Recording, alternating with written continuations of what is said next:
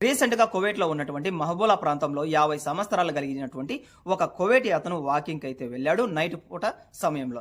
అలా వెళ్తున్నటువంటి క్రమంలో తనని వెంబడిస్తూ ఒక కారులో కొంతమంది అయితే వచ్చారు.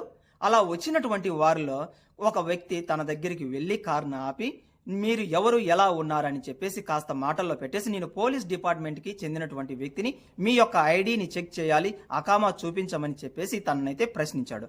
అలా ప్రశ్నించిన తర్వాత ఎలాగూ తను మామూలు డ్రెస్లో ఉన్నప్పటికీ కూడా పోలీస్ వ్యక్తి అయి ఉంటే కనుక తనకు సమస్య అవుతుందని చెప్పేసి ఆ 50 సంవత్సరాల వయసు కలిగినటువంటి కువైటీ అతను పర్సు తీసి అకామా చూపించడానికైతే ప్రయత్నం అయితే చేశాడు.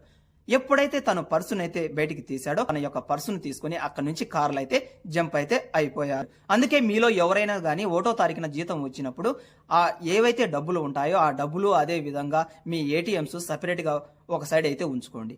అకామని పై జేబులో ఉంచుకొని బయటికి అయితే బయలుదేరండి. ఒకవేళ ఎవరైనా